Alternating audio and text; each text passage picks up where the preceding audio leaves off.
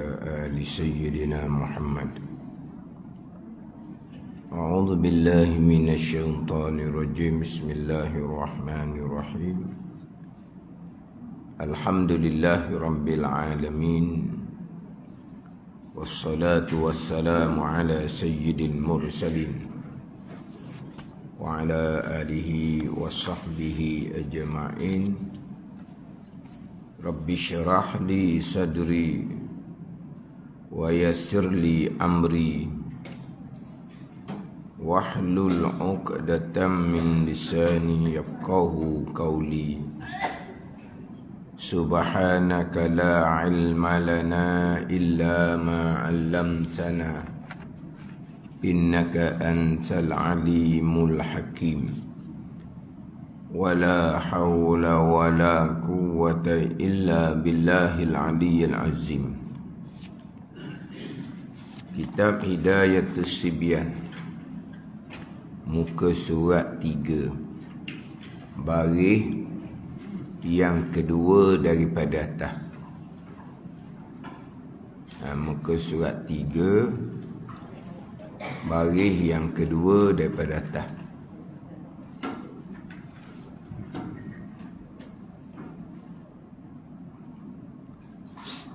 Qala al-muallifu rahimahullahu ta'ala wa nafa'ana bi'ulumihi amin. Ketiga daripada 5 rukun Islam, memberi zakat. Ketiga daripada 5 rukun Islam, memberi zakat. Keempatnya, puasa pada bulan Ramadan. Kelimanya, mengerjakan haji ke Baitillah. Qaidnya, jika kuasa berjalan kepadanya kepada Baitillah. Ketiga daripada 5 rukun Islam, memberi zakat. Jadi susunan rukun Islam ni sebagaimana dalam hadis Nabi sallallahu alaihi wasallam, apabila ditanya berkaitan dengan Islam, Nabi susun rukun Islam, antashhada an la ilaha illallah wa anna muhammadar rasulullah wa tuqimas salah wa tu'tiyaz zakah wa tasuma ramadan wa tahujjal bait in istata'a ilaihi sabila wa tuqimas salah, dan kau mendirikan sembahyang. Yang kedua, yang pertama, Nabi menyatakan bahawa antashhada an la ilaha illallah wa anna muhammadar rasulullah. Bila ditanya berkaitan dengan Islam, Nabi pun jawab, yang pertamanya engkau mengucap 2 kalimah syahadah, wa tuqimas salah, dan engkau mendirikan sembahyang, wa tu'tiyaz zakah, dan engkau memberi zakat, wa tasuma ramadan, dan engkau berpuasa Ramadan. Jadi susunan ni rukun Islam yang 5 perkara ni sebagaimana dalam hadis Nabi sallallahu alaihi wasallam. Kemudian di dalam ayat Al-Quran banyak pasangkan antara allazina yuqimunas salah wa yu'tunaz zakah. Dalam Al-Quran banyak Allah Ta'ala sekalikan antara sembahyang dan memberi zakat.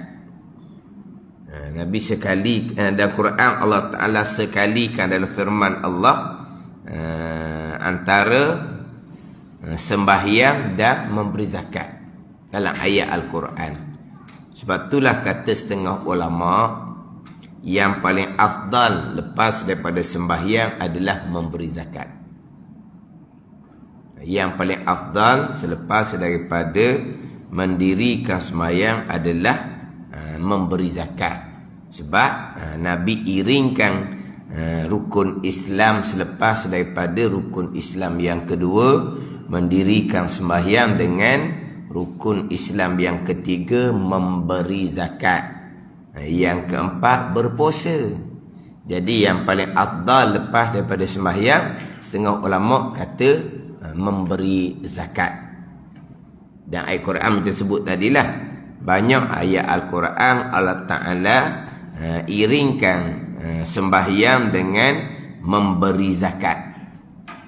Yang mana sembahyang adalah untuk faedah diri kita sendiri, memberi zakat untuk manfaat umum.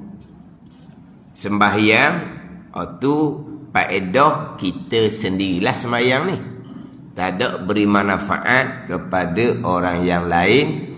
Adapun memberi zakat, dia memberi manfaat yang umum kepada asnaf zakat.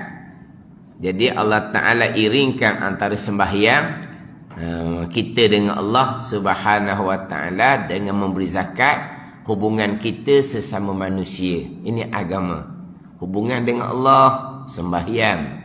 Hubungan dengan manusia, memberi zakat. Sebab tu Quran banyak iringkan sembahyang dan mereka yang memberi zakat. Jadi setengah pan mengatakan lepas dari sembahyang, zakatlah hak paling lebih. Hak paling lebihnya sembahyang tu tetap ada, sembahyang tiang agama. Sembahyang tu tetap ada paling lebih sekalinya. Dan sembahyanglah satu-satunya rukun Islam yang diwajibkan ketika Nabi belum lagi hijrah ke Madinah. Bab kita maklum Isra' dan Mi'raj berlaku ketika Nabi masih lagi duduk di Mekah. Nabi tak hijrah lagi masa tu. Setahun lebih selepas berlakunya peristiwa Isra' dan Mi'raj, barulah Nabi hijrah ke Madinah. Sebab Nabi hijrah ke Madinah ketika umur Nabi 53 tahun. Adapun ketika berlaku peristiwa Isra' dan Mi'raj, kata ahli sejarah umur Nabinya 51 tahun, 8 bulan, 13 hari. Jadi maknanya setahun lebih lah peristiwa Isra' dan Mi'raj berlaku, barulah Nabi hijrah ke Madinah. Jadi sembahyanglah yang difardukan ketika Nabi masih lagi berada di Mekah. Dan sembahyanglah satu-satunya syariat agama yang Nabi terima direct daripada Allah Subhanahu Wa Ta'ala, tidak melalui Jibril alaihissalam. Sembahyanglah. Syariat-syariat yang lain, hukum-hukum hakam yang lain, dan syariat-syariat hukum hakam hak rasul-rasul sebelum daripada Nabi SAW diwahyukan oleh Allah melalui Jibril alaihissalam. Jadi satu-satunya syariat yang Nabi terima direct daripada Allah adalah kewajipan sembahyang. Yang mana ketika mengiring Jibril alaihissalam akan Nabi pada malam Mi'raj, hanya setakat Sidratul Muntaha sahaja. Kemudian Allah Ta'ala naik itu berjumpa dengan Allah Subhanahu Wa Ta'ala. Nabi seorang diri sahaja, bukan lagi bersama Jibril alaihissalam. Jadi sembahyang ni kewajipan yang Nabi terima direct daripada Allah Subhanahu Wa Ta'ala. Jadi tak ada khilaf ulama lah, sembahyang hak paling besar sekali. Ibadah sunat yang paling besar sekali sembahyang sunat lah. Zakat hak sunatnya sedekah. Puasa hak sunatnya puasa Senin Khamis, itulah contoh ada ni. Jadi antara amal-amal yang sunat, yang paling besar sekali pahala adalah sembahyang sunat. Ada ni. Kefarduan yang paling besar sekali adalah sembahyang. Amal sunat yang paling besar sekali adalah sembahyang sunat. Perkara-perkara yang sunat di dalam satu-satu ibadah yang paling besar sekali adalah perkara sunat yang ada dalam sembahyang. Perkara-perkara sunat yang ada dalam ibadah, hak paling besar pahala adalah perkara-perkara sunat yang ada dalam sembahyang. Sebab tu perkara-perkara sunat dalam sembahyang sempurnakanlah, walaupun sunat hai'ah bukan sunat ab'ad sekalipun. Walaupun bukan sunat ab'ad, sunat hai'ah sekalipun. Sebab perkara sunat di dalam sembahyang yang selebih-lebih amal zahir. Sunat hai'ah ni perkara sunat di dalam sembahyang yang ianya adalah selebih-lebih amal zahir. Ni kadang-kadang buat mudah-mudah je perkara sunat dalam sembahyang. Hak zahir ke, hak batin ke. Hak batin ni khusyuk, tazallul, takhadda', tadabbur akan bacaan-bacaan yang kita baca dalam sembahyang. Tadabbur, kita perhati satu-satu. Hak kita membaca, ada hak rukun kauli, rukun bacaan. Yang kita membaca, ada hak sunat kauli, sunat bacaan.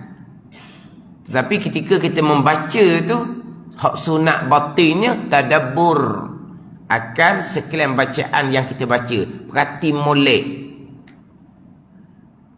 Yang pertama, perhati akan diri bacaan. Yang kedua, perhati akan makna bacaan. Tapi kalau makna bacaan dalam sembahyang tak tahu, perhati akan bacaan yang kita baca tu. Tadabbur, baca dengan beralu, bukan baca dengan laju. Ada tadabbur bacaan tu. Kau tak tahu makna. Sebab apa tak tahu maknanya? Sebab bacaan dalam sembahyang ni berubah-ubah semua dah. Masa umur muda bacaan lain, meningkat umur bacaan tukar pula. Jadi meningkat lagi umur tukar pula bacaan dalam sembahyang. Siapa ke nak siapa umur tua tu beberapa bacaan sembahyang ditukar-tukar sebab umurnya bertambah, bacaan pun ditukar. Jadi oleh kerana bacaan dan sembahyang itu bertukar-tukar, tak sempat kita nak tahu makna dia. Pening tu kan dengar. Tak pening tu kan dengar. Bila pula bacaan dan sembahyang tukar-tukar? Tak pernah tukar. Bacaan dan sembahyang tak pernah tukar. Daripada umur budak, umur remaja, umur tua sikit. Sampai ke tua tu tak tukar langsung ke bacaan dan sembahyang. Tukar kan? 10 tahun tukar sekali tau. 10 tahun tukar sekali ke macam mana? Pening. Pening tak pening. Apa dah pula ni? Pening lah. Lebih lu pula bacaan dalam sembahyang tukar. Dah tukar apa makna pun tak tahu. Apa makna pun tak tahu. Apa ketua. Dah nak tadabbur makna bacaan macam mana, makna pun tak tahu. Tu saya kata tu. Sebab apa makna tak sempat nak tahu. Sebab bertukar semua bacaan dalam sembahyang. Sebab tu dia tak sempat nak ingat ke makna, tukar bacaan. Mana ada tukar bacaan? Dah kenapa makna siapa dah tahu? Bacaan yang sama daripada budak dan sembahyang sampai ke mati. Bacaan yang sama, tak tahu mana. Tu orang panggil apa tu? Daerah sangat tu. Daerah kau panggil. Sebab kita nak tadabbur bacaan dan nak tadabbur makna tu. Bila kita tadabbur makna, lebihlah kita mudah nak pelihara khusyuk hati dalam sembahyang. Sebab yang kita baca tu, maknanya kita tahu. Tapi kalau makna tak tahu ni, kau baca leweh, tak leweh. Leweh orang kata, baca je. Dah apa makna dalam tu, tak tahu. Sebab apa tak tahu? Tu saya kata tadi tu. Sebab bacaan dalam sembahyang sentiasa bertukar. Pening tu kan dengar. Sebab apa? Tak pernah tukar pun. Tak pernah tukar. Takkan makna tak tahu. Tak sungguh ni. Dia buat kelah orang tua. Dia betul bacaan. Ni kelah orang tua. Tapi dia betul bacaan. Lepas tu dia pastikan orang belajar tu tahu makna bacaan. Bacaan pun salah dia kata. Makna bacaan pun tak tahu. Ni. Makna dia kata ramai-ramai belajar dengan dia tu, hak bacaan betul comel tak berapa orang. Hak tahu makna dalam bacaan semua tak berapa orang dia kata. Hak ramai-ramai tu, ni orang kampung belaka ni, hak semai daripada budak belaka ni. Bukan orang hak jauh daripada agama, semayang tu baru semayang. Bukan, ni orang kampung hak semai daripada budak ni. Bacaan pun tak betul, makna pun tak tahu dan seramai-ramai. Dia pun tekan hak bacaan. Baca seorang-seorang ni, bacaan dah semayang. Mula dia takbir dia suruh baca, lepas tu doa iftitah dia suruh baca. Sampai ke tasyahud, selawat selepas tasyahud, selawat Ibrahimiyah sampai ke Hamidum Majid dia suruh baca. Kemudian doa sebelum salam dia suruh baca. Lepas tu macam mana memberi salam dia suruh baca, dia suruh sebutlah salam tu. Ada hak Assalamualaikum, Assalamualaikum, Assalamualaikum, ni Assalamualaikum. Dah nak kira mana tu? Tu pula rukun bacaan. Bacaan wajib bukan bacaan sunat. Dia ceritalah bagai-bagai kesalahan dalam bacaan sembahyang. Walaupun bacaan yang sunat, tapi ni sunat hai'ah. Perkara sunat di dalam sembahyang yang paling besar sekali. Sembahyang paling besar sekali. Perkara sunat dan sembahyang. Perkara sunat yang paling besar sekali. Dia gitu. Tapi bacaan pun salah. Makna bacaan dah nak tahu dabur akan makna bacaan macam mana. Ni hak perkara-perkara sunat dan sembahyang ni. Sempurnakanlah. Nak betul bacaan macam mana? Sebab yang kita dengarnya dalam sembahyang hak kuatnya takbiratul ihram, hak kuat.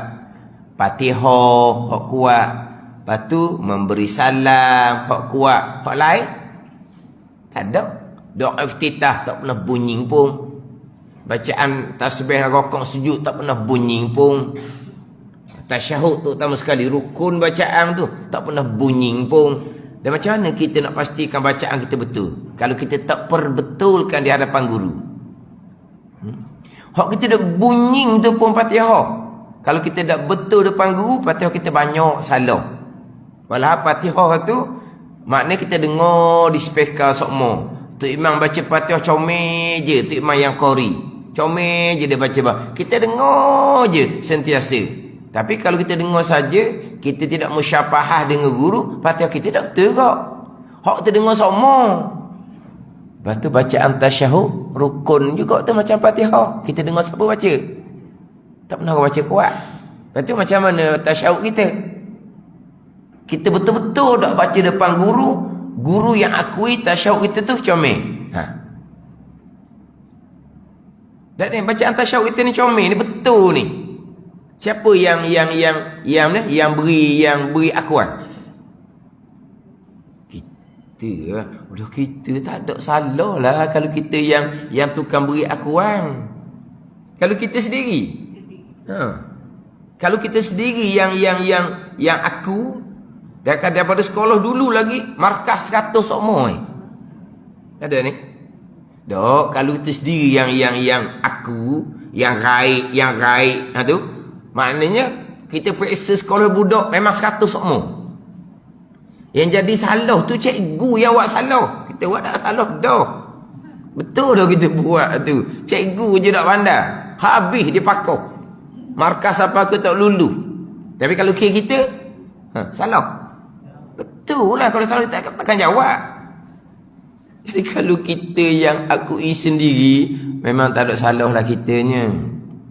Bacaan sembahyang kita okey. Siapa yang okey kan? Kita lah.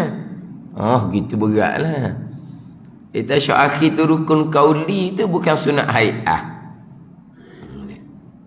Jadi makna bacaan-bacaan tu semua tak dengar belakang tu. Jadi macam nak pastikan bacaan kita betul? Tu kata ada satu kelas tu memang bacaan sembahyang semua kena baca. Seorang-seorang baca, lepas tu dia tekankan akan makna bacaan dalam sembahyang. Diwi dia punya hak makna tu, dia sebalik baca lah. Jadi macam kelas budak-budak. Tapi kelas orang tua. Sebab apa? Tak tahu makna langsung, nak tadabbur macam mana, nak perhati makna macam mana. Hak bacaan tu pula macam mana pula salah bacaan. Kelakar-kelakar pula hak salah tu. Kelakar. Dah orang tua punya salah, kelakar orang tua punya salah ni. Hak contoh hak kelakarnya, Subhana rabbiyal a'zimi wa bihamdih. Dia contoh. A'zim pula. Dah bawah tu sujud a'la. Hak atas rokok a'zim. Oh, gitu pula. Dekat hak sujud kan. Subhana rabbiyal a'la wa bihamdih. Hak rokok atas tu. Subhana rabbiyal a'zimi wa bihamdih. Oh. Nak kata pun ni. Siapa disujud pula Subhana rabbiyal a'lami wa bihamdih. Ada mi pula. Subhana rabbiyal a'lami wa bihamdih. Sebab apa? Subhana rabbiyal a'zimi. Pokok Subhana rabbiyal a'lami. Hak sujud pula. Nak kata orang ni. Orang tua bukan budak-budak ni. Bacaan salah sangat-sangat dia kata. Doa iftitah ke, suruh baca kunut ke, kacang makin belaka dia kata. Baca kunut tu kan ada ada kaf tu. Ya. Fa innaka taqdi wa la yuqda alaik wa innahu la yazillu man walait. Tu pula. Kan kita mula baca perlahan tu kan. Fa innaka taqdi wa la yuqda alaik. Kaf. Wa innahu la yazillu man walait. Wa la ya'izzu man adait. Tak ada dah. Kaf belaka ke te belaka tak tahu. Gitu kan. Dia ngomong habis lah. Tukar-tukar payah tukar-tukar ni. No. Sekali kaf, sekali te, tak ke payah. Akhirnya dia pakai sama aja. Ya, fa innaka taqdi wa la yuqda alaik. Kaf. Lepas tu wa innahu la yazillu man walait. Te tu di hujung pula astaghfiruka wa atubu ilaik. Kaf semula hujung tu. Tu kata payah tu. Kaf te kaf. Digomoh busi je. Kalau ibu kah belaka, kalau ibu te belaka, kan senang. Senang. Dah nak kata macam mana baca sendiri. Baca sendiri. Kalau kita berjemaah pun kita dengar tu imam Allahumma hdina fi man hadait. Kita dengar tu. Kita pun Allahumma hdini kalau tu semai seorang. Kita dengarlah tu imam. Pun belum tentu betul walaupun kita dengar pun. Tapi kalau fa innaka taqdi tu imam tak ada bunyi situ. Perlahan. Dah perlahan kita pun baca sendiri. Baca macam mana?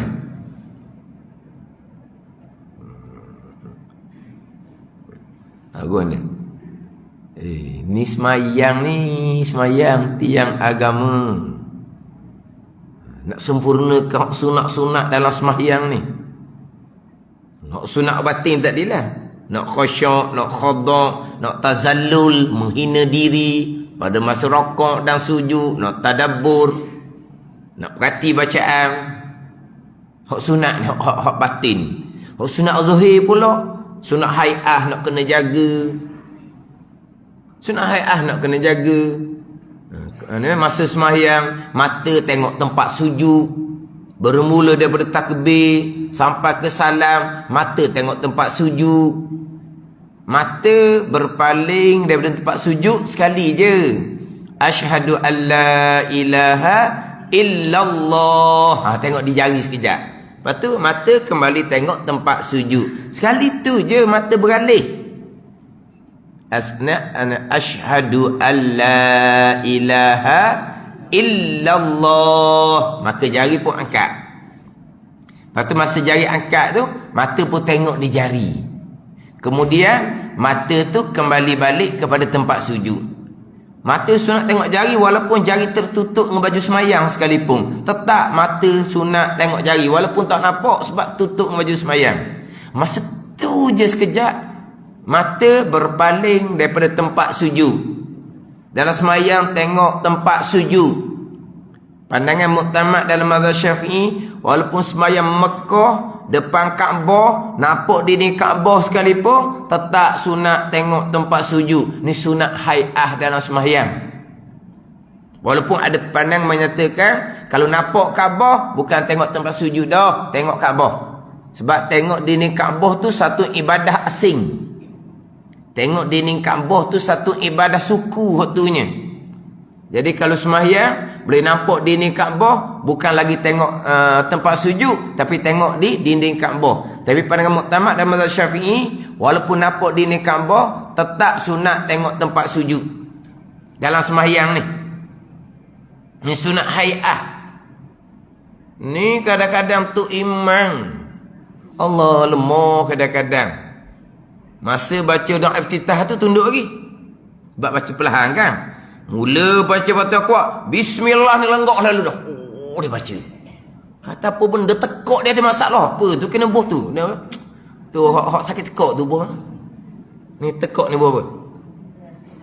Dah lah, masa baca doa iftitah tu tunduk. Bila sampai masa baca Fatihah kuat, lenggok lalu. Tu imam. Apa benda jenis gitu? Tu imam. Bukan masjid kecil-kecil. Masjid besar-besar, bukan masjid kampung. Masjid kerajaan. Tu imam apa gitu? Sunat, dah sunat. Tengok tempat sujud. Tak belajar ni. Dah lah cara letak tangan tu. Tak betul dah dengan sunat hai'ah. Mana tangan tu boleh nampak dua-dua belah. Ada ni. Kita duduk belakang boleh nampak dua belah. Tangan kiri nampak belah belakang. Peluk macam mana tak tahu. Jadi pelik. Tangan bertengah. Hak ni pegang pergelangan. Tiba-tiba hak ni nampak ke belakang, hak ni nampak ke belakang. Peluk ke macam mana tak tahulah. Tak belajar hai'ah dalam semayang. Jadi tu imam. Sebelum dia tu imam tak belajar dah. Lepas dia tu imam lagi tak belajar. Kalau belajar komang lah dia. Dia tu imam dah. Tapi dia pergi baca lenggok kata ataupun dia nak buat. Lepas tu berpindah rukung apa semua sunat-sunat hai'ah. Takbir intiqalah pun cukar cemaking belaka. Panggil apa ni? Tak fakih langsung. Baru kau akan pekor semayang. Tak belajar langsung. Jadi tu imam. Banyak perbuatan makruh di dalam sembahyang. Ingat baik, kita ni makmum. Makruh makmum disempurnakan oleh tu imam. Tapi kalau makruh tu imam, dia akan mengurangkan pahala makmum. Ni sebab tu imam ni dominun. Tu imam ni penjamin. Dia kena kuat. Tu kan jamin. Ni masyar belaka ni. Bukan jadi tu imam ni kerana kerjaya hidup, sumber pendapatan, tapi akan dipertanggungjawabkan di masyar. Kita bawa orang, kita penjamin.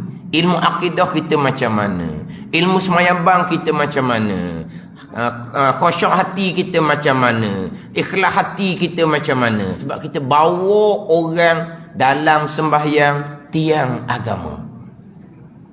Sebab itulah hak berkaitan dengan semayang di imam ni, dia nak latih tu, dia punya syarat cukup banyak, cukup ketat. Ada ni bukan hanya tu imam tu hafal Quran, tu imam tu baca Fatihah sedap, surah sedap, jadi tu imam dah.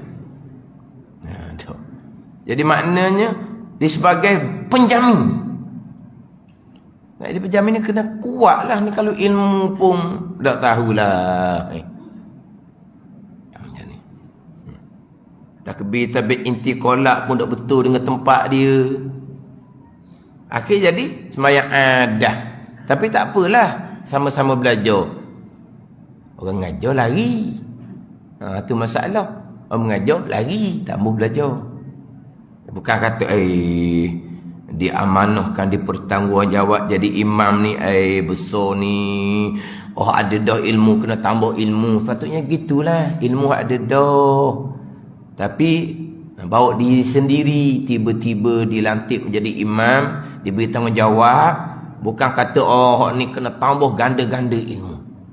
Sebab apa ni? Sebab jadi imam dalam sembahyang, mengepalai sembahyang, hak paling besar sekali ibadah zahir, yang kewajipan yang lebih menderek daripada Allah pada malam Mi'raj, yang akan pertama-tama ditanya di hari akhirat, sembahyang. Adik-adik, ini imam besar tanggungjawab. Tapi kalau imam tak ada hukum akan payah kira. Kadang-kadang ni hak paling degil. Hak paling degil. Banyaknya tempat pun hak gini hak paling degil. Kadang-kadang macam Ustaz berat-berat semayang di masjid kami Ustaz Tok imam pun berat.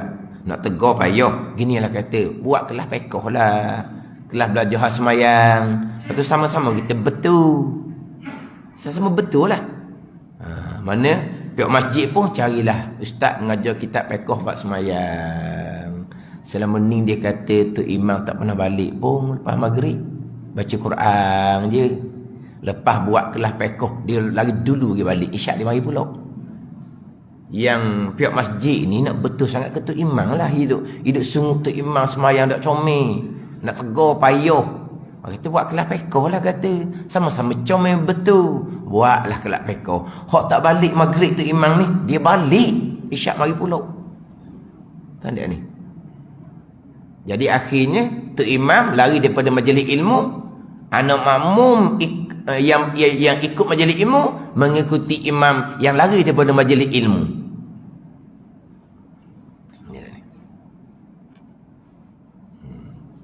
Jadi dia ilmu ni ditambah. Bukan kata tadi sepatutnya kau kuatlah belajar ilmu agama sebab jadi imam. Bertanggungjawab besar ni akan disoal di padang mahsyar. Itu kita cerita hak pekoh, pegangan macam mana? Pegangan kita nak usul lah. Tapi pihak berkuasa agama kena sentiasa tekan dalam bab ilmu akidah. Ada ni. Sepatutnya nak lantik seseorang imam kena usul tanya molek akidah dia macam mana jadi imam. Ni dok ni ada tu imam hanya hafal Quran, baca Quran sedap, lulus jadi imam. Hukum pekoh budak tanya, hukum akidah budak tanya. Jadi imam macam mana kalau hukum akidah dah tahu ke mana? Ingat baik. Dia kalaulah seseorang imam berpegang dengan akidah yang kapi ijma' ulama, bukan hanya tu imam sahaja wajib qada semayang, hak mana ikut dia pun wajib kena qada semayang. Ada ni. Kalau berpegang akidah yang kapi ijma' ulama nyata kemudian. Faham? Kalau dia berpegang dengan akidah Mu'tazilah, pegangan yang fasik lagi mubtadi', kita berjemaah ikut belakang dia, kita tak akan dapat fadilat berjemaah walaupun sembahyang kita tak batal. Ada ni. Kita datang ke masjid nak dapat fadilat 27. Kalau semata-mata nak melaksanakan perintah sembahyang, di rumah pun sembahyang, bukan tak sembahyang. Tapi kenapa hadir ke masjid berjemaah nak dapat fadilat 27? Tapi kalau tu imam berpegang akidah Mu'tazilah, tak akan dapat fadilat berjemaah 27. Seperti sembahyang seorang diri. Lepas tu macam nak pastikan akidah imam? Pihak berkuasa yang lantik imam tu lah kena pastikan. Kita ahli jemaah nak pastikan macam mana? Nak tanya, backing dia ni mana boleh tanya? Siapa dia? Siapa kamu? Tapi kalau sentiasa dalam majlis ilmu, tak apalah, sama-sama kita perbetul. Tapi lari daripada majlis ilmu. Tapi kalau kita boleh nampak hak hai'ah semayang, tak ada. Hai'ah tu, hak sunat-sunat tu. Tadi lah, tengok tempat sujud lenggok ke atas. Dan nak kata macam mana? Ini sebutnya sembahyang lah paling besar sekali. Ibadah sunat yang paling besar sekali daripada ibadat-ibadat sunat yang lain, sembahyang sunat. Perkara sunat yang paling besar sekali ada perkara sunat yang ada di dalam sembahyang. Itu perkara sunat yang paling besar sekali. Walaupun sunat hai'ah sekalipun. Ada kenapa tu kata kena tertik terning sembahyang tu. Kadang-kadang lah speaker kuat. Suara pula kuat. Macam nak tepik. Kita nak sembahyang pun nak khusyuk jadi bingi. Ada bingi. Dia panggil apa? Bukan panggil bingi. Dok sekarang ni speaker ada dah. Kalau baca pula kuat, dok bingi jadinya.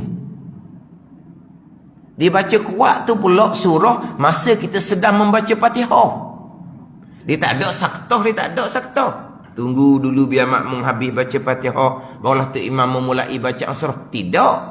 Jadi dia baca surah kuat, dia ketu kita nak baca Fatihah. Allah lah hak bingit satu hadah. Kita nak baca pun jadi kadang-kadang panggil apa? Tersasu panggil.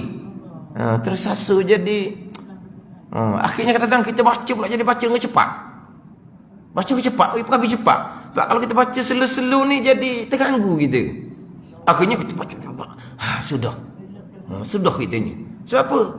Kalau kita baca berhenti molek, kita sasu. Dah dia tak ada saktah. Dia tak ada diam lah. Lepas waladhdallin amin tu diam dulu tu imam. Biar kita makmum baca Fatihah comel habis, baru tu imam baca surah. Baca serentak. Dia cepat baca surah. Tapi masalahnya suara tu kuat. Pernah ada tu imam ditegur. Tu imam tua tegur. Kenapa tu imam baca kuat sangat? Dah memang tu imam sunat baca kuat. Orang tahu belaka. Semua tu imam baca kuat belaka. Tapi taklah kuat macam awak. Dia nak tahan.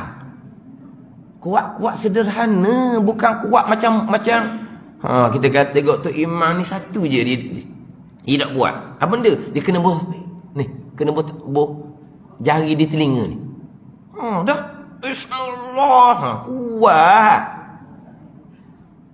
Lepas tu bila anak makmum tegur, Kang, tu imam sunat kuat yang sederhana. Bukan kuat tepik. Kamu ada speaker di baju ni, ada speaker ni. Bingi orang dengar. Bingi. Terganggu orang nak semayang. Ada ni. Ini semua tak ada fakih belaka ni. Tak ada ilmu pekoh belaka. Tapi belajarnya tidak. Itu jadi masalah. Belajarnya tak ambuh. Itu masalah. Sombong. Jadi tu imam dah kan duduk depan.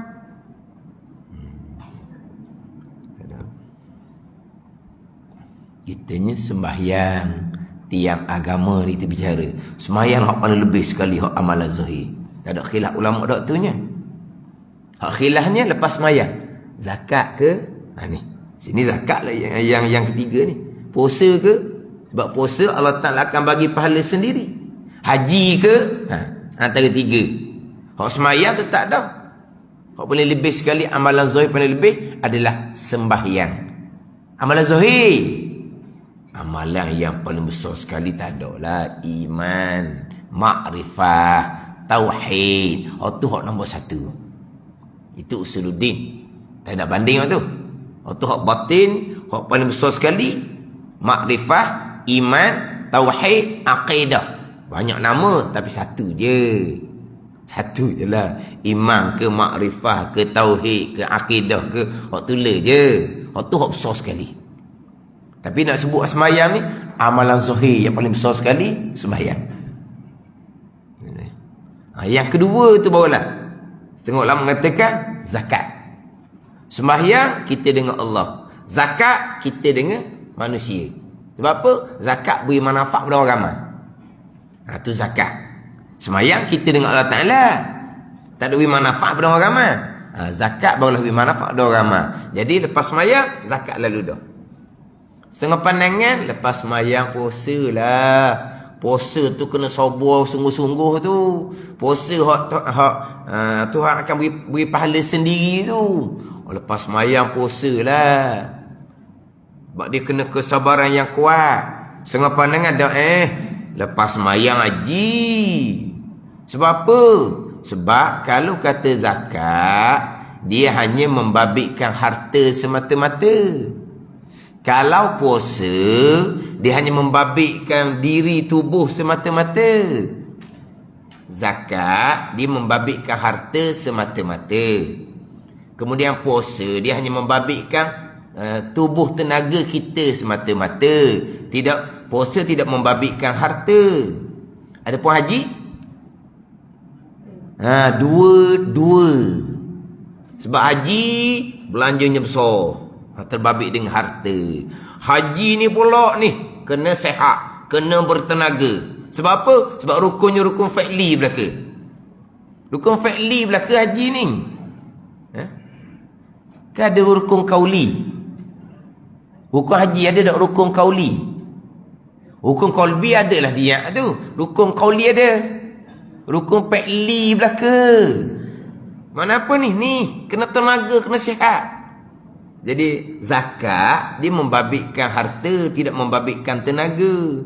Puasa membabitkan tenaga, tidak membabitkan harta. Adapun haji, kedua-dua harta dan tenaga. Setengah ulama menyatakan lepas dari semayang, yang kedua adalah haji. Ada khilaf ulama lah. Tapi dalam susunan rukun iman yang disusun oleh Nabi sallallahu alaihi wasallam selepas daripada waktu qimas salah, disusul dengan waktu tiyaz zakah. Engkau mendirikan sembahyang dan engkau menunaikan zakat. Jadi lepas sembahyang, yang ketiganya memberi zakat. Jadi zakatlah hak paling lebih sekali, hak zahir selepas daripada sembahyang, kata setengah pandangan. Oh ni bak lebih nak kira dah rukun Islam lah ke ni, zakat ke, puasa ke, haji ke, dah nak kira dah ni rukun Islam. Tapi antara ni hak mana hak lebih besar? Ada ni. Tu je, bukan mengkecilkan tu rukun Islam. Kewajipan ijma' ulama belaka. Tak boleh nak rengang-rengang, tapi tak boleh banding lah hak paling besar semayang lah. Dah lain rengang ke? Dok. Kemudian lepas semayang tu, ni susunan dia. Jadi yang ketiganya memberi zakat, yang keempatnya puasa pada bulan Ramadan, kelimanya mengerjakan haji kepada Baitillah. Qaid dia jika kuasa berjalan kepadanya, kepada Baitillah. Dia jika kuasa berjalan kepadanya, ini terjemahan daripada man istata'a ilaihi sabila. Wa tahujjal bait in istata'a ilaihi sabila. Jika kuasa kepadanya, jika kuasa berjalan kepadanya, diqaid jika kuasa. Puasa bukan jika kuasa juga. Puasa jika kuasa juga. Kalau tak kuasa kerana orang tua, kalau tak kuasa kerana sakit berat, tak wajib juga puasa, macam haji juga. Kan dia syarat wajib haji ni kuasa. Syarat wajib puasa, kuasa juga. Syarat wajib puasa Islam. Syarat wajib puasa baligh. Syarat wajib puasa berakal. Macam sama dengan semayang. Semayang pun samalah. Syarat wajib semayang Islam, baligh, berakal. Yang keempat ni tak sama. Apa dia syarat wajib puasa? Mutikun ala saum, orang yang kuasa berpuasa. Dah sama tak dengan syarat wajib haji? Kuasa juga. Puasa pun jika kuasa juga. Ada pun semayang, ada tak jika kuasa semayang? Tak ada. Sebab apa? Sebab semayang memang kuasa. Tak boleh berdiri, kuasa duduk. Tak boleh duduk, kuasa mengiring. Tak boleh mengiring, kuasa melentang. Tak boleh melentang, kuasa meniarak.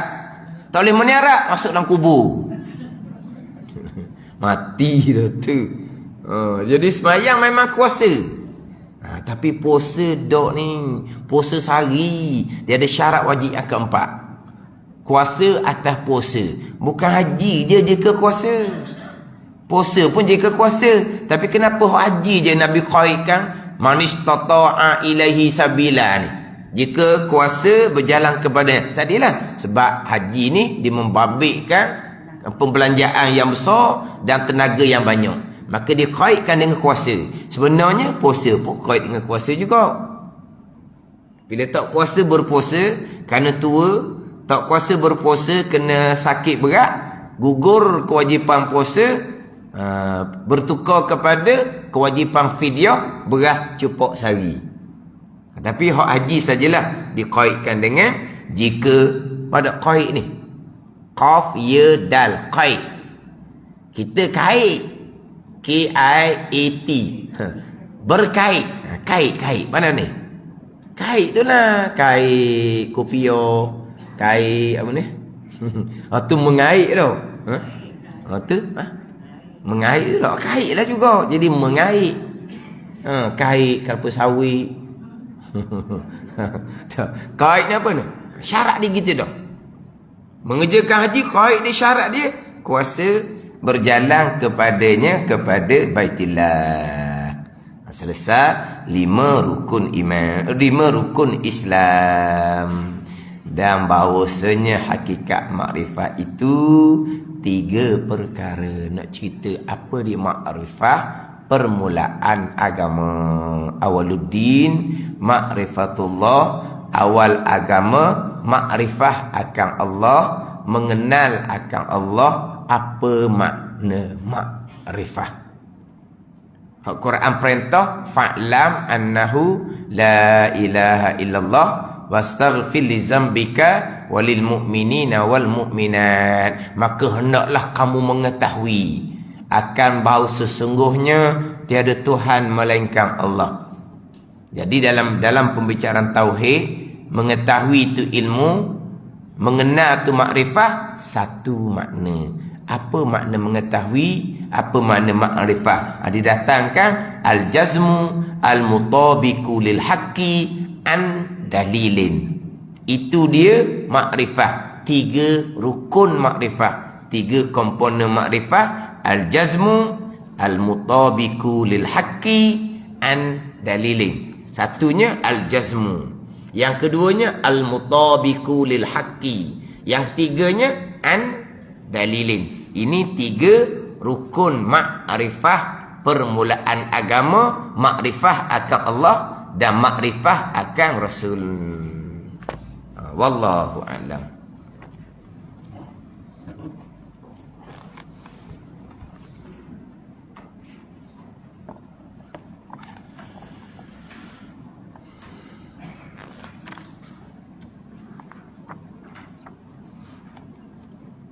Ni tajuk dia anggota wuduk berbaluk. Tak? Kalau hak saya ni muka surat 35. Tu muka berapa?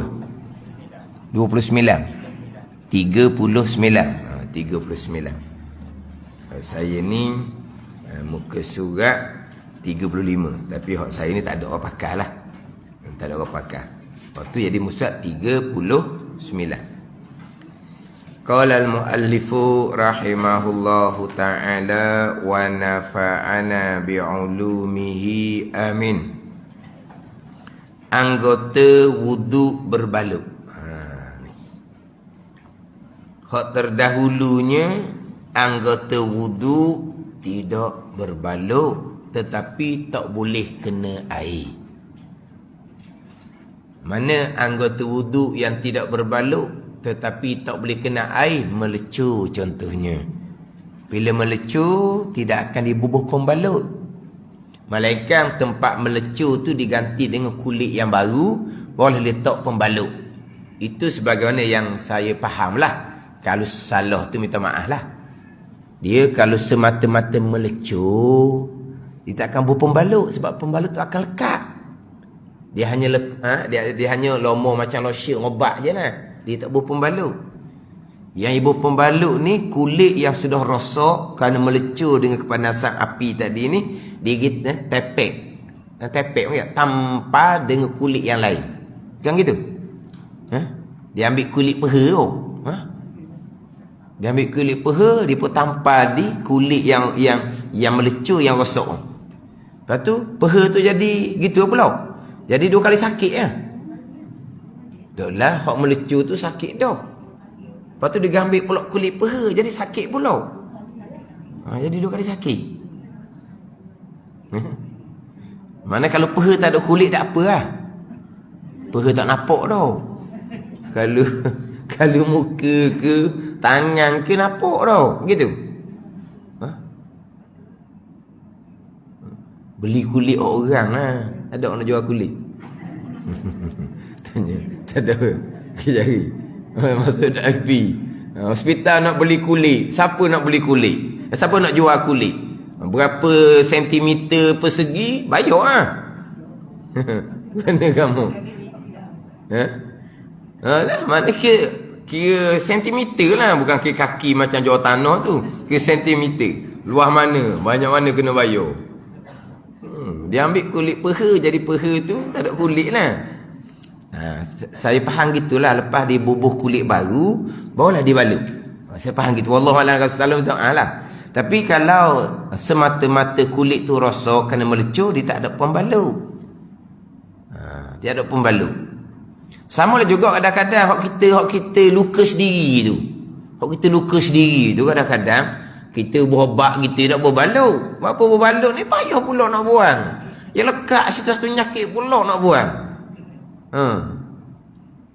Ada orang tu ibu jari dia pecah. Macam pecah lah terembah barang. Barang jatuh atas ibu jari kaki. Pecah lah.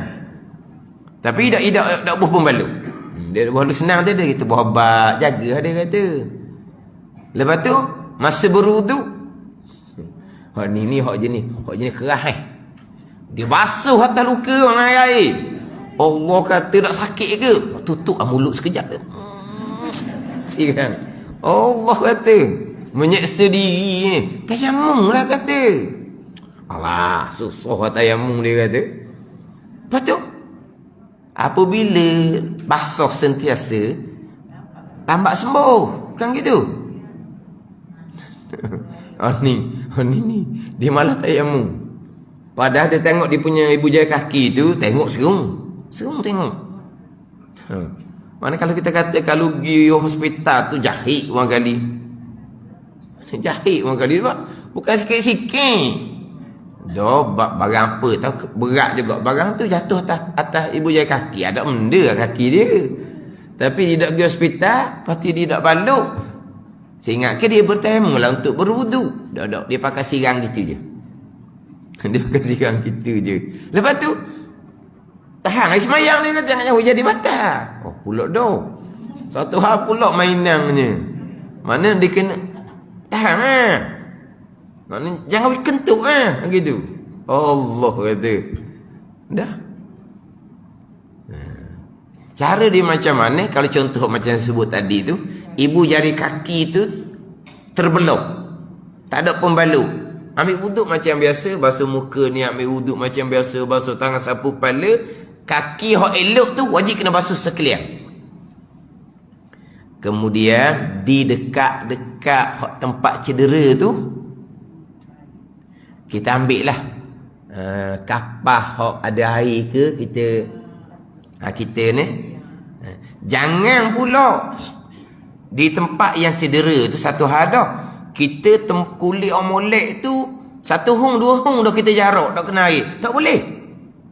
Ada ni. Pada satu hung dua hung. Sehung. Suka orang KL orang lindak erti sehung dua hung ni. Erti tak sehung dua hung tau. Maknanya tempat cedera tu memanglah tak kena air. Tapi dia jarak daripada tempat tu sehung dua hung. Tak boleh. Dia kena rapat sungguh-sungguh. Rapat sungguh-sungguh pakai air sirang. Oh dia masuk tempat cedera sakit lah pulaknya. Lepas tu macam mana? Dia kena ambil kapah ke. Dia basuh kapah tu. Mana kapah tu biar ada air lah. Jangan kapah lembab, kapah ada air.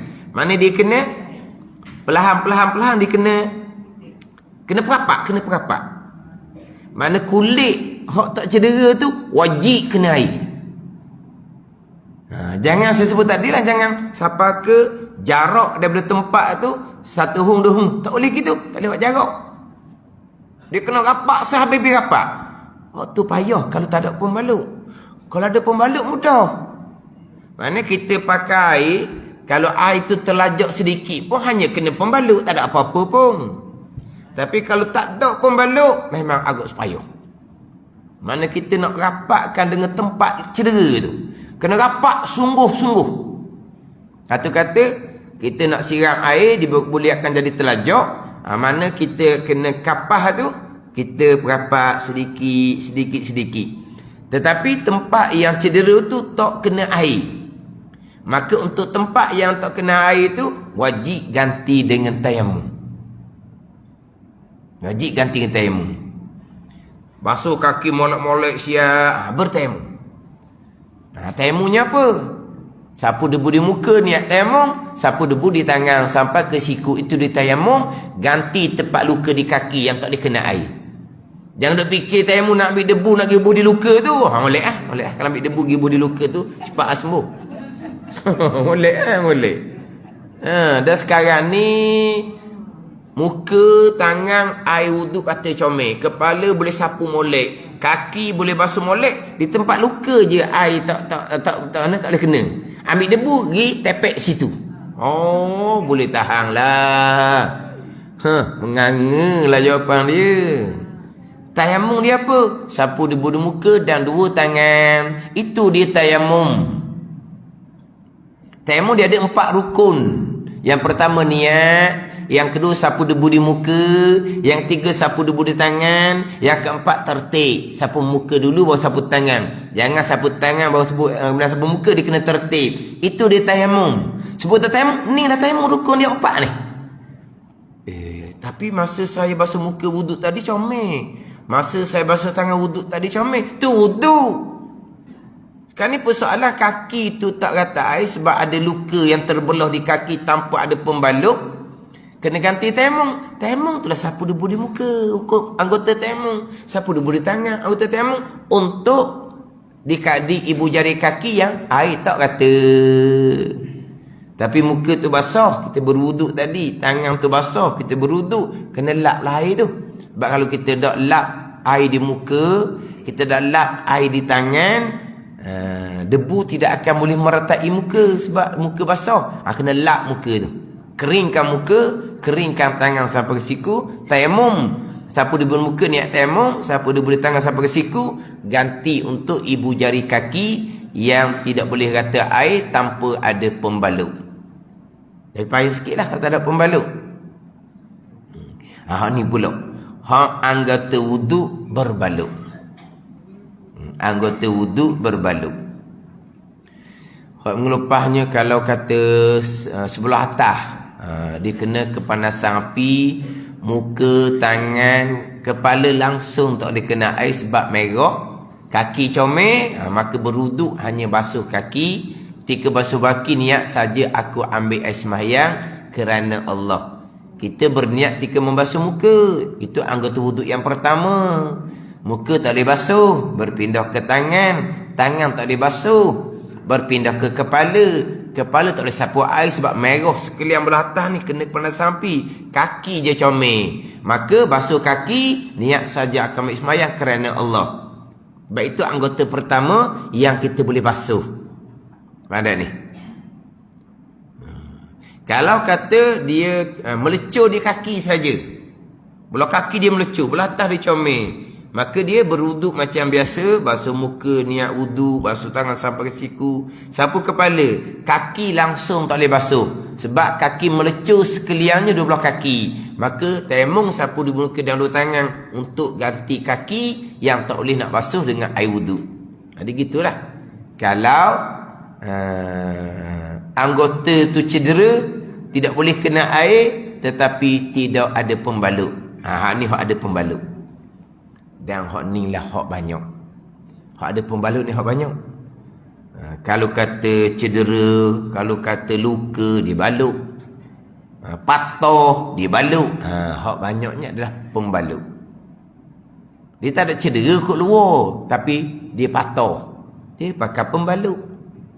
Padahal kalau kira kot, tangan kot luar tu comel, tak ada cedera apa pun. Tulang patah dalam tu, dia punya seming daripada pergelangan tangan sampai ke bahu. Yang patahnya tengah ni je. Pandai ni. Patah tengah lengan ni. kulit luar ni comel tak apa-apa. Dia pun bubuh seming daripada pergelangan tangan sampai ke bahu. Pandai ni. Mana apa tu? Ada pembalut. Seming tu panggil pembalut lah. Panggil seming tu panggil pembalut lah. Benda yang menghalang air daripada meratai. Jadi anggota wuduk berbalut. Ni dia hanya bicara secara secara cerita gitulah, tak ada gambar, tak ada apa. Gambar ada di hadapan tau. Gambar lepas dah. Gambar lepas dah. Gambar lepas dah.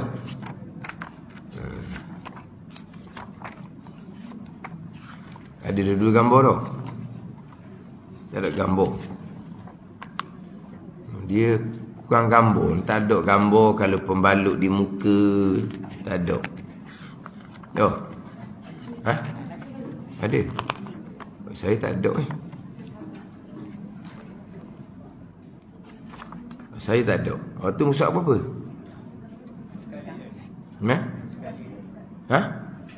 Sekali dengar cerita ni. Ada gambar lalu dah. Saya tak ada. Saya gini je. Ada gambar. Ada gambar. Pembalut di pipi. Ada muka orang. Kalau kenal tu. Bukan.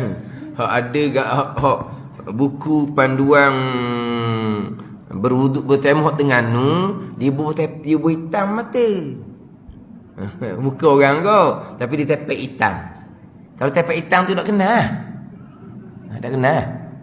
Jadi kita kenal orang ni, kena di mata dia. Jadi tutup mata tak kena dia. Kau kan? Dia bukan. Ni dia tak tutup. Terengganu ditutup, dia buat hitam je. Tu tanya tu, kita kenal orang ni kerana mata. Mana kalau tutup mata tak kenal. Tu gambar pembalut di pipi. Gambar pembalut di pipi. Lepas tu pembalut di tangan. Tangan. Lepas tu pembalut di kepala. Lepas tu pembalut di kaki. Cuma nak tengok pembalut di kepala.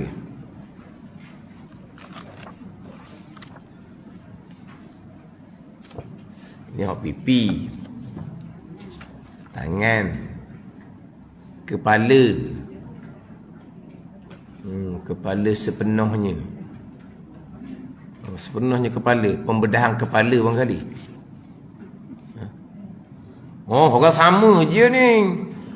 Hak pipi pun dia juga. Kepala pun dia juga. Ni belakang ni. Dah lah. Tepek pipi pun. Orang sama je ni. Sama je. Berapa dia bayar. Ambil jadi model. Cuma hak gambar pembalut di kepala tu, dia tak panggil pembalut di kepala tu. Pembalut di muka dan kepala. Tangan tu tak tahulah. Tangan dia juga makalinya. Muka. Yelah, mana bukan dia tepek je tu. Dia tak cedera pun. Dia hak pembalut di kepala tu, itu bukan pembalut di kepala. Pembalut di muka dan kepala. Boleh tengok tu? Dahi tutup tu. Dahi tutup tu, dahi tu muka. Dahi tu muka. Ada ni. Dia sebab dalam bab kepala ni jarang dibicarakan. Sebab kepala ni di belakang ni pun ke kepala lagi ni. Belakang ni, belakang telinga ni belakang telinga lah. Nampak belakang telinga ni. Ni belakang telinga tak ada rambut ni. Ni kepala lah ni. Jadi untuk kepala ni cuik mana-mana je. Hak nak kata kepala sepenuhnya berbaluk tu agak sukar. Sebab dia nak cuik sikit je. Dia tak sama dengan muka. Wajib basuh sekalian muka. Tangan wajib basuh sekalian tangan sampai ke siku. Kaki basuh sekalian kaki sampai ke buku lali. Kepala sapu satu juzuk daripada kepala. Bukan sapu sekalian kepala. Bukan. Boleh cuik sikit pun tak apa dah. Sikit je tak apa dah. Kemudian pula, kalau berbaluk sepenuh kepala, pasti dia akan membabitkan muka. Mana? Dahi. Macam gambar tu dahi. Itu dipanggil berbaluk di muka dan di kepala. Itu dua dia panggil. Berbaluk di muka dan berbaluk di kepala. Dia wajib bertayamum 2 kali. Sebab dia berbaluk pada 2 anggota wuduk.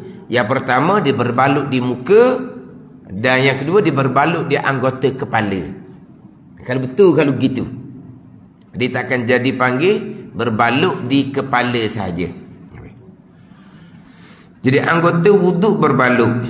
1, berbaluk semua anggota wuduk. Jadi macam mana panggil apa? Mumia tau. Mumia lah. Berbaluk semua anggota wuduk. Jika tidak boleh berwuduk dan bertayamum, tunaikan solat sebagai menghormati waktu, dan solat tersebut hendak diulangi setelah sembuh. Dia begini.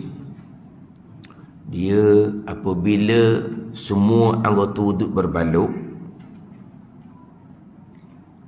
berwuduk basuh tak boleh, bertayamum tak boleh.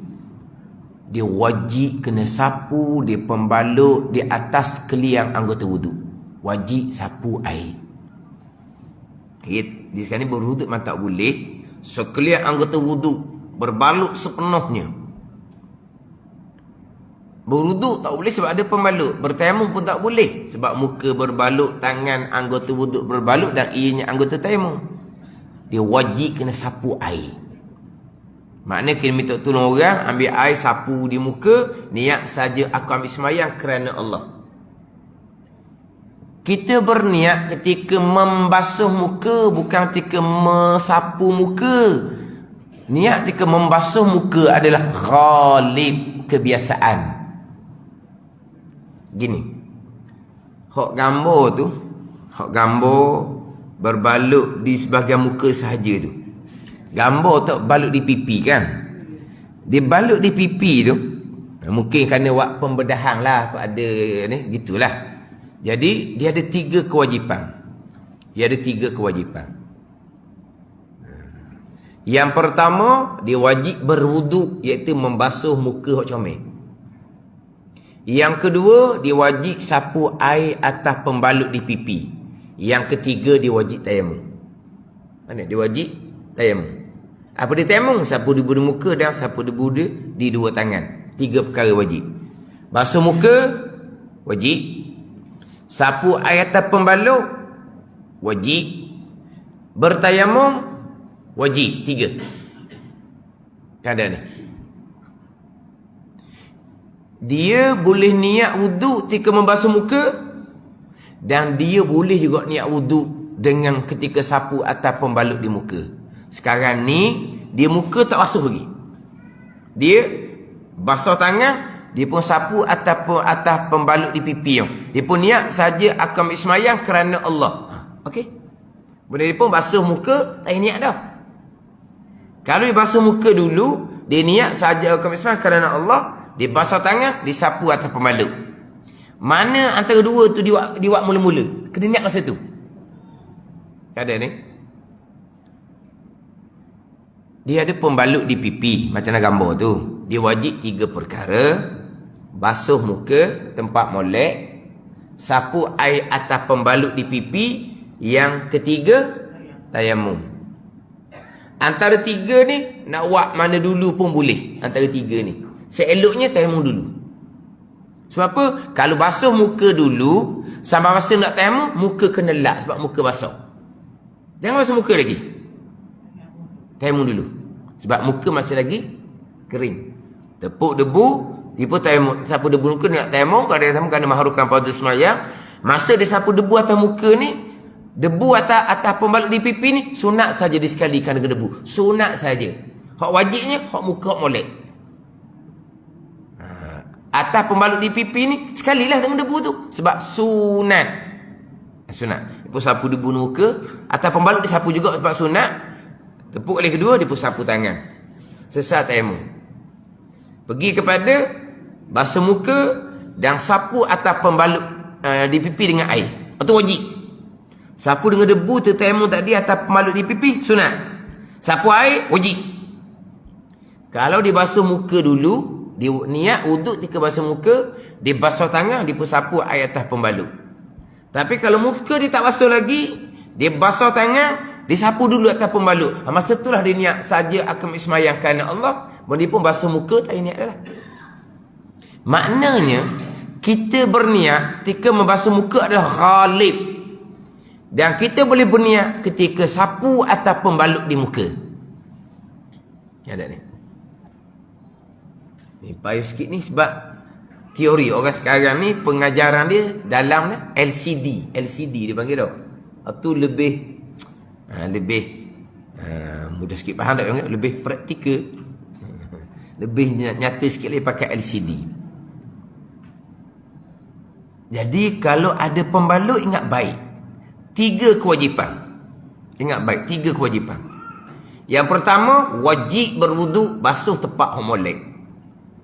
Yang kedua, wajib sapu atas pembalut di anggota wuduk.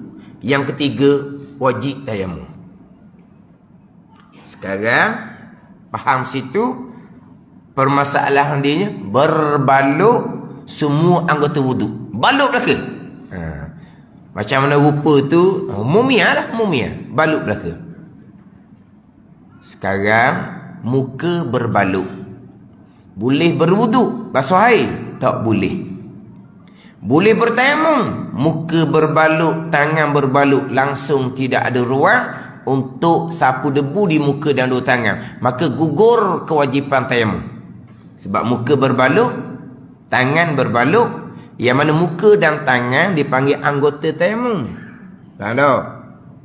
Anggota wuduk, muka, tangan, kepala, kaki. Anggota tayamum, muka dan tangan. Anggota mandi wajib, satu tubuh.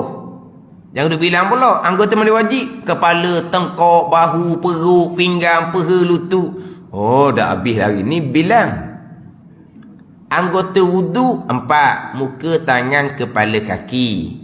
Anggota tayamum 2, muka dan tangan.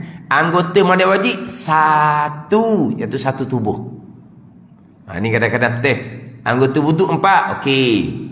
Anggota tayamum 2, okey. Anggota mandi wajib apa? Nganga nak jawab. Lepas tu ada orang bilang. Dia bilang kepala, telinga, apa dia bilang. Dan anggota wudu 4, okey lah. Anggota tayamum 2, muka dan tangan, okey lah. Dia tanya anggota mandi wajib. Ada bebek-bebek nak bilang 1 lah, 1 tubuh. Dia nak bilang anggota tubuh. Sekarang bila anggota tayamum, muka dan dua tangan berbalut, maka gugur kewajipan tayamum. Tapi kita ada 3 kewajipan. Jangan lupa 3. Berwuduk, sapu air atas pembalut, bertayamum.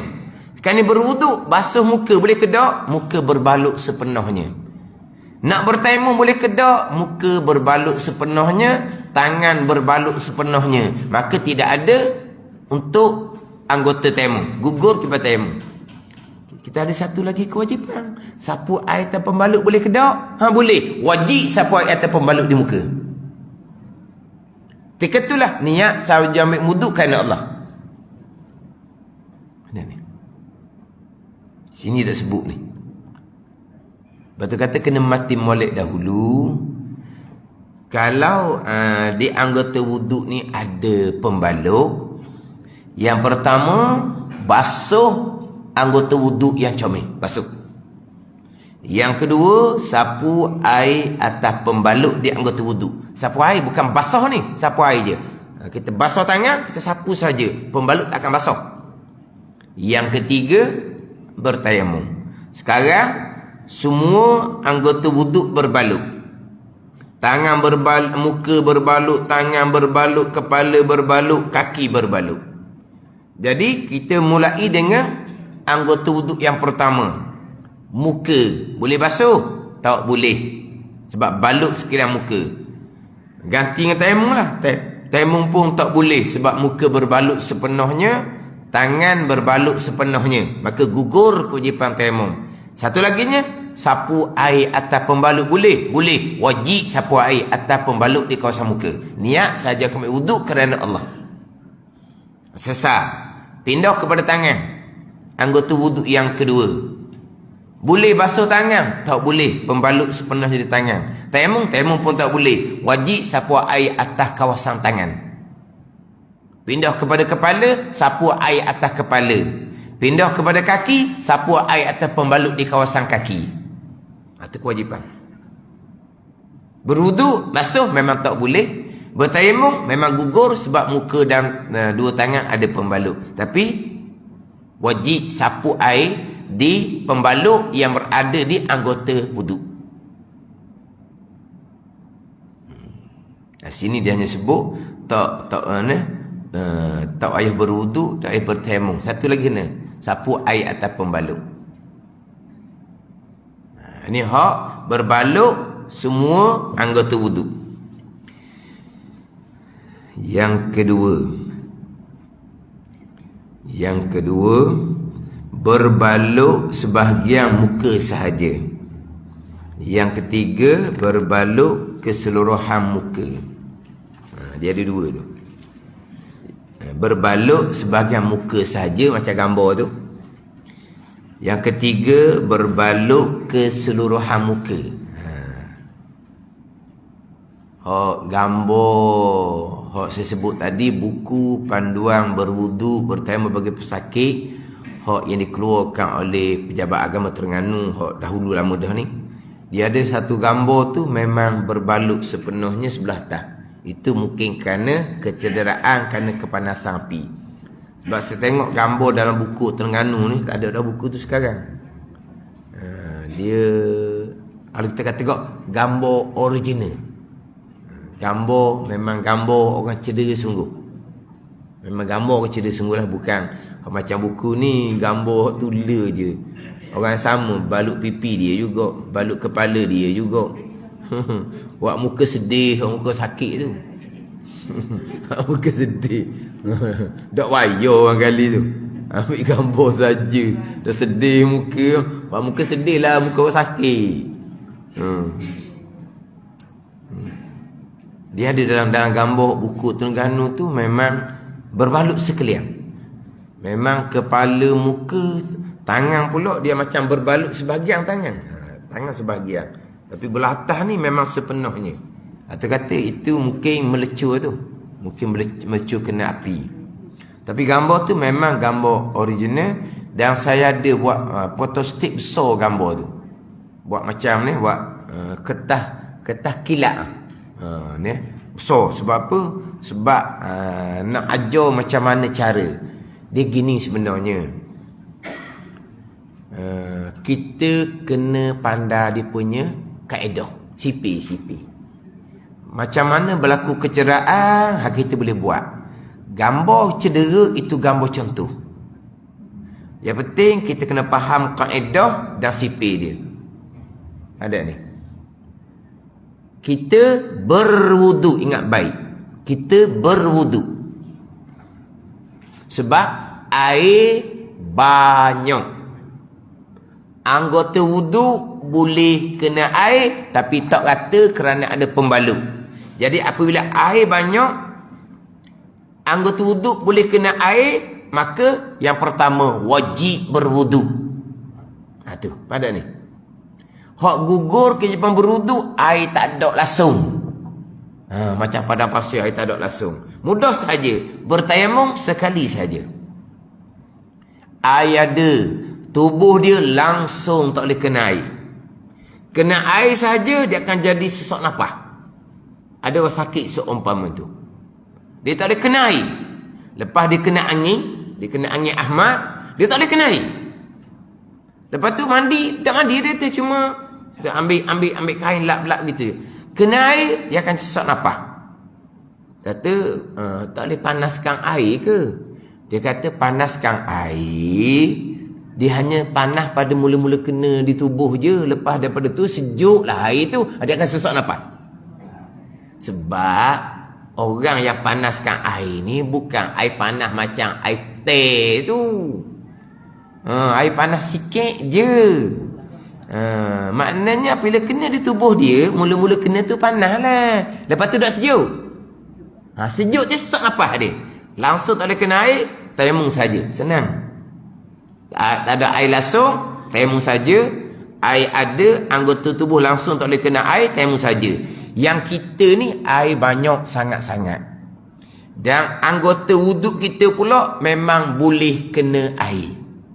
Maka wajib berwuduk. Kita berwuduk bukan bertayamum. Bertayamum tu timbul kemudian. Bila kita berwuduk, ingat baik. Rukun wuduk yang ke-6, tertib. Ini kena faham situ. Mana apa tertib?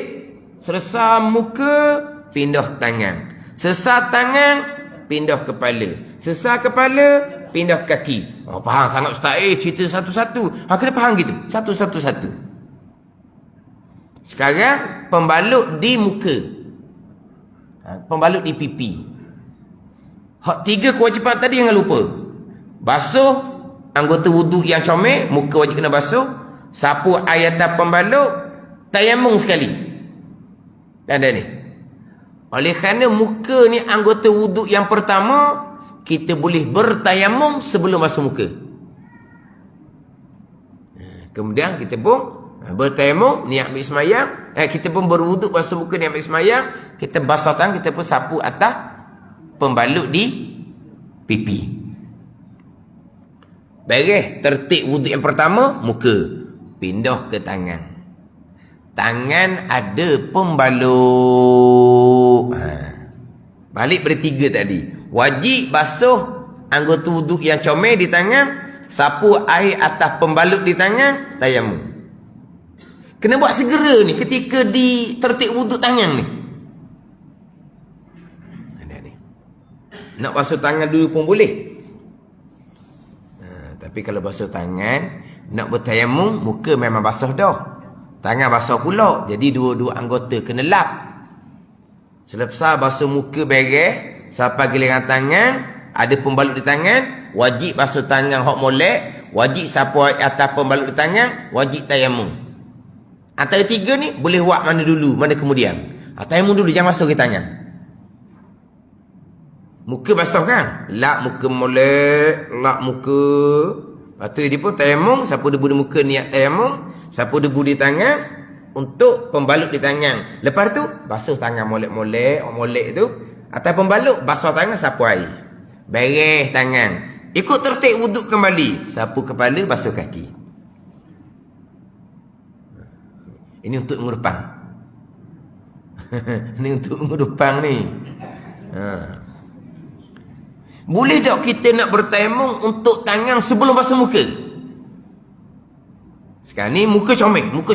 Tangan dia ada seming sebab tangan patah. Muka comel. Kalau basuh muka, lepas tu sampai giliran tangan nak bertayamum, muka basah, kena melap muka. Boleh tak kita nak bertayamum untuk tangan sebelum basuh muka wuduk?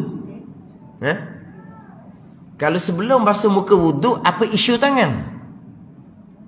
Tangan ada pembalut. Muka tak basuh lagi, tak ada isu tangan.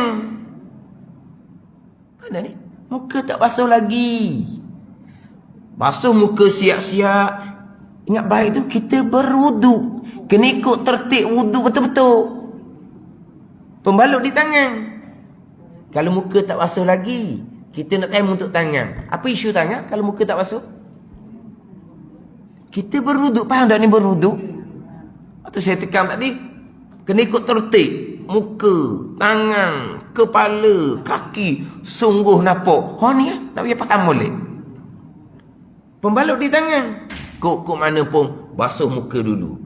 Lepas basuh muka, sapalah giliran tangan, baru timbul isu tangan ada pembalut. Baru timbul nak tayamum dulu ke, nak basuh tangan dulu ke, nak sapu air tak pembalut di tangan dulu ke, terpulang. Adapun tadi, hok pembalut di muka, di anggota pertama. Sebelum basuh muka, buat apa tayamum dulu untuk pembalut di muka? Sebab apa? Yang anggota pertama. Berbeza dengan tangan. Tangan anggota tengah. Payu sikit tangan ni. Kalau kaki, kaki mudah. Kita basuh muka wuduk, basuh tangan wuduk, sapu kepala wuduk, basuh kaki tempat awak molek, atau pembalut di kaki, sapu air. Kemudian untuk pembalut tu, tayamum, lap muka balik, lap tangan, sapu debu di muka, sapu debu tangan, tayamum untuk ganti kaki. Dia kalau kaki mudah sebab dia anggota terakhir, kalau muka lagi mudah sebab anggota pertama, tapi kalau pembalut tu di tangan, apa ya? Sebab dia anggota wuduk di tengah. Jadi di situ ada selang-seli antara air dengan debu. Kalau pembalut di muka, tayamum dulu baru basuh muka sampai ke basuh kaki. Tak selang-seli. Kalau pembalut di kaki, wuduk dulu sampai ke basuh kaki baru tayamum. Tapi kalau pembalut di tangan, kok mana pun wajib kena basuh muka dulu. Barulah sampai giliran tangan. Maka di situ ada selang-seli antara wuduk dengan tayamum. Kalau pembalut tu di tangan, sebab tangan anggota tu yang tengah. Dan kita kena ingat, kita wajib berwuduk. Bila tu wajib berwuduk, wajib mengikut tertib wuduk. Mana? Untuk minggu depan.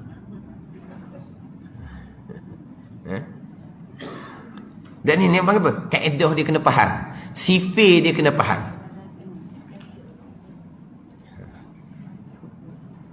Kaedah sifir tak faham. Oh lah. Kena balik ngapa? Dia mudah je sebenarnya. Setengah tempat tu saya buat whiteboard no. Buat whiteboard. Orang sekarang pakai LCD. Orang sekarang. Okeylah. Jadi kita berarti dia berbalut sebahagian muka saja, di bawah tu berbalut keseluruhan muka. Wallahu a'lam.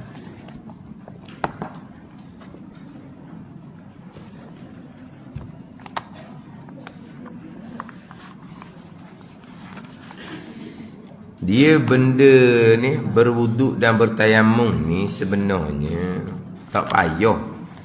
Sebab kalau kita pernah praktikal,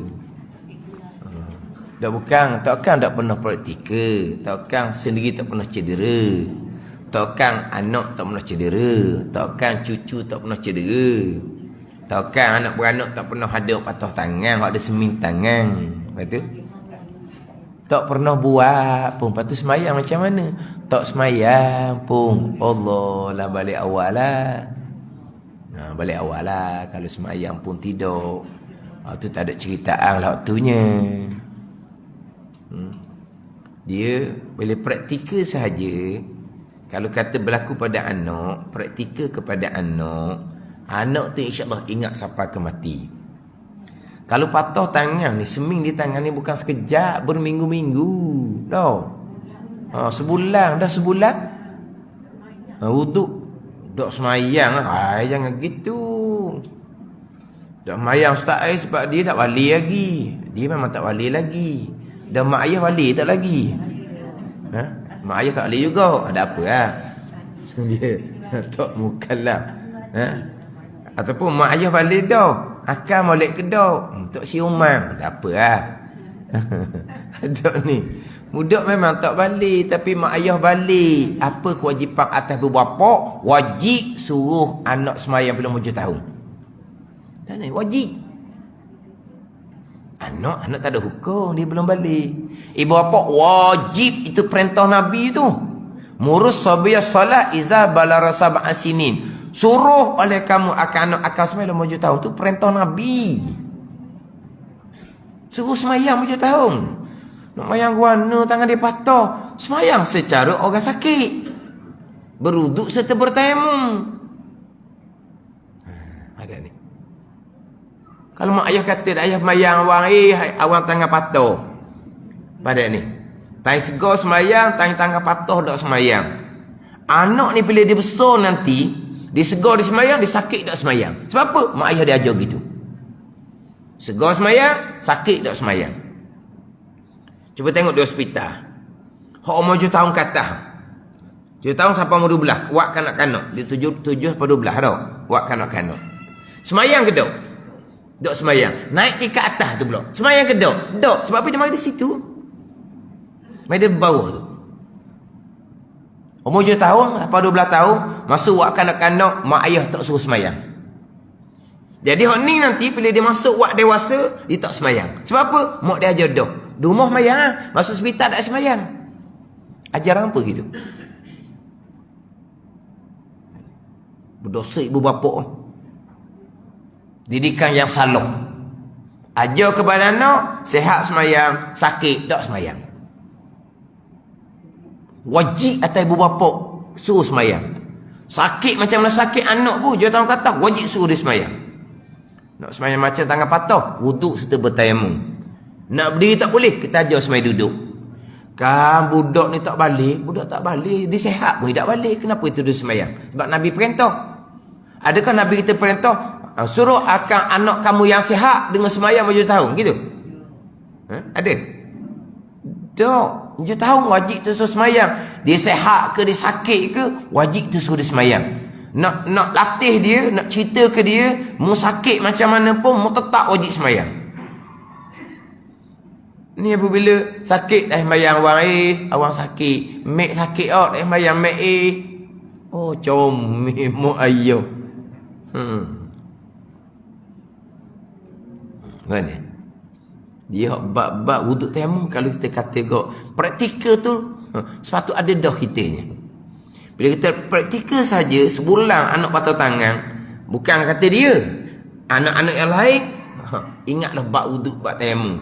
Lepas tu pok saudara ke mak saudara ke mari melawat, sepupu sepapang ke mari melawat, kebetulan masa tu nak semayang. Oh gini tangan patah, berwuduk dan bertayamum caranya begini. Habis sepupu sepapang tu reti cara mana nak buat.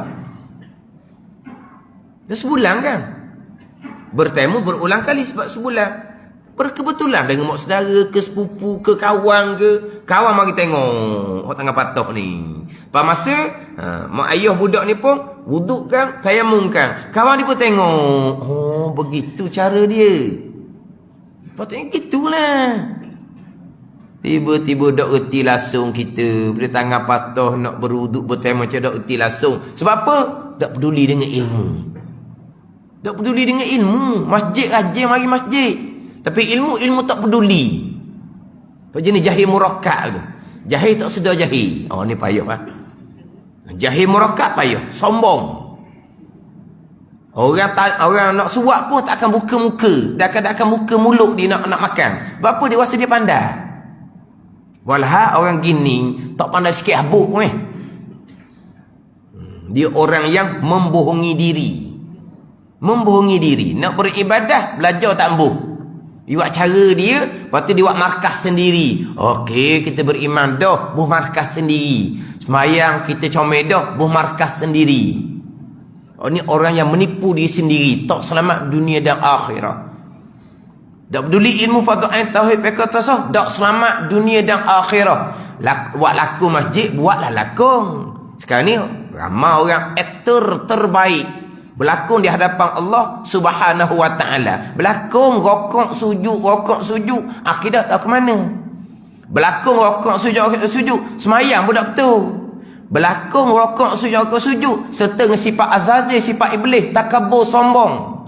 Orang ni semua berlakon ni penipu belaka. Orang yang berlakon di hadapan Allah Subhanahu wa taala pembohong belaka. Orang ni yang kadang-kadang merosokkan masjid. Pelakon-pelakon seumpama ni dia yang akan merosokkan masjid. Sebab dia bukan orang agama yang sebenar. Dia hanya berpura-pura saja dengan lagak agama, kelakuan agama. Nak beragama, tauhid, fiqh, tasawuf, Islam, iman, ihsan berdasarkan pada ilmu fardu ain. Kalau tidak, bukan. Hanya pelakon saja. Sampai masa mati tanpa agama, seksaanlah selama-lamanya. Atas dunia, buatlah lakonan macam mana sekalipun. Tapi bila jumpa dengan Allah lepas dia mati, tahulah untuk nasib macam mana kalau tanpa agama, tanpa Islam, iman dan ihsan. Tanpa fardhu'ain tauhid, fardhu'ain fiqh, fardhu'ain tasawuf. Ni kadang-kadang merosokkan diri sendiri dan merosokkan ahli jemaah kadang-kadang. Orang yang berpura-pura agama seumpama ni. Akhirnya bab semayang pun tak tahu, bab tayamum pun tak tahu. Tapi jahil murakkab. Jahil yang tak sedar diri jahil. Ini payah. Kita belajar molek biar faham agama. Jadi kita susung ni tauhid, fiqh, tasawuf, qada, fardu ain. Kita bukan bicara fardu kifayah. Fardu ain atas masing-masing. Maknanya orang mau belajar ni di sini boleh mengajar ilmu ni. Kalau saja ni fardu ain, kalau tak mau belajar dia boleh mengajar ilmu yang sama. Saya belajar sebab dia boleh mengajar ilmu yang sama. Tapi boleh mengajar dak fardu ain tauhid, tak reti. Fardu ain fiqh, tak reti. Fardu tasawuf.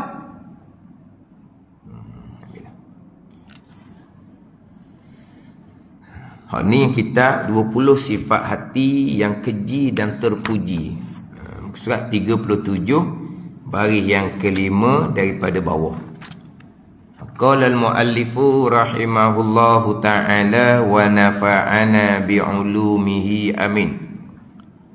Sabar adalah fardu ain atas tiap-tiap mukallaf.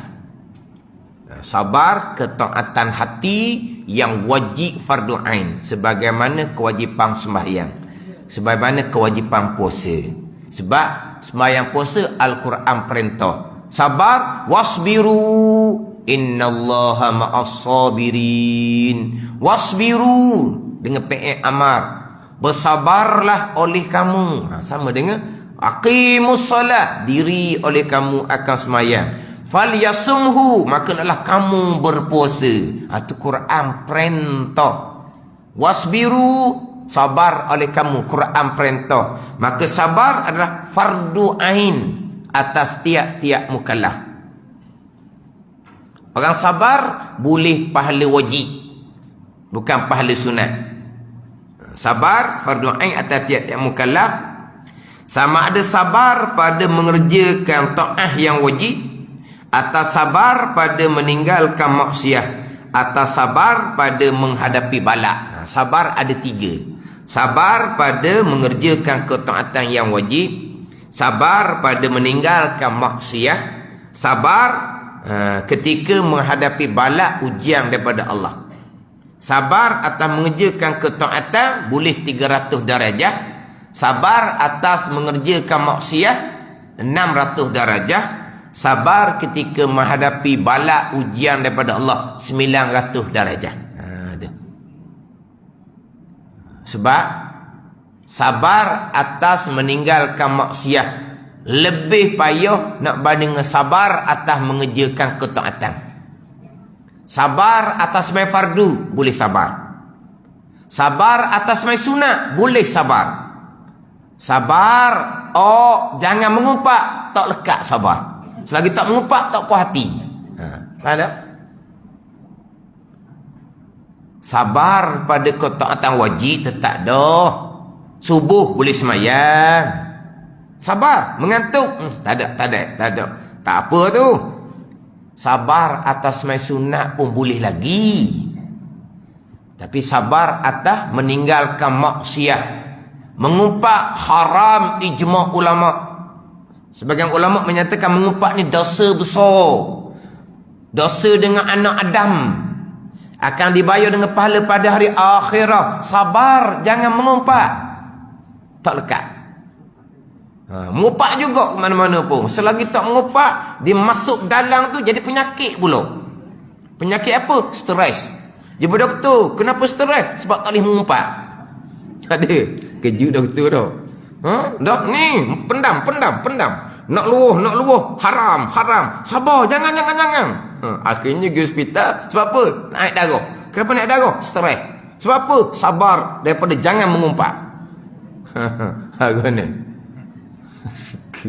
Dah sungguh. Sabar daripada baca Quran hak sunat boleh.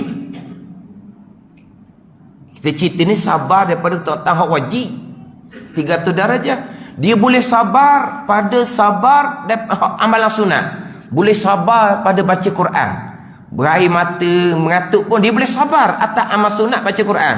Tapi tak boleh sabar daripada jangan mengumpat. Itu dosa besar mengumpat. Tak boleh nak sabar. Betul Zahir?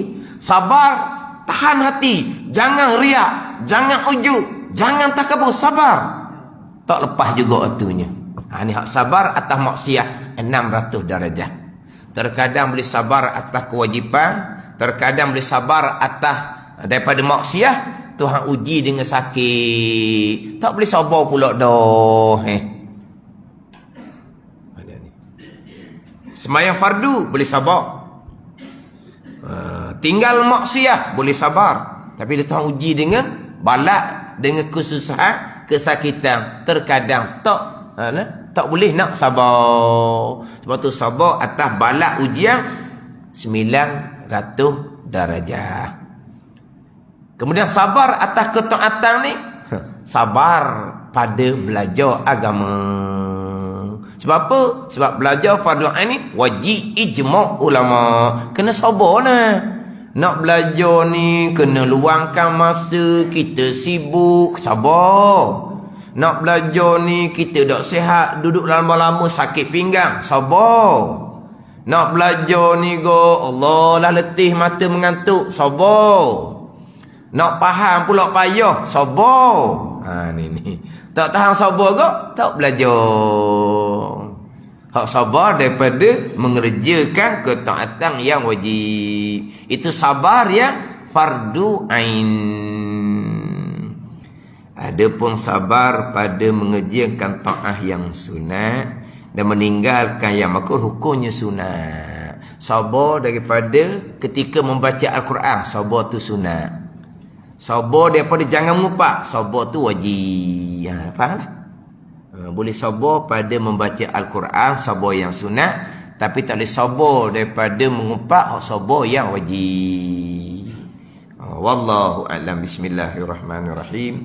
Alhamdulillahirabbil alamin. Wassalatu wassalamu ala sayyidil mursalin wa ala alihi wa sahbihi ajma'in. Allahumma ftah alaina futuhal arifin. Allahumma allimna ilma akadamin wa fahimna famasabikin warzuqna ruqat talibin. Allahumma zidna ilman wa alhiqna bis salihin. Wa sallallahu ala sayyidina Muhammad wa ala alihi wa sahbihi wa sallam. Walhamdulillahirabbil alamin.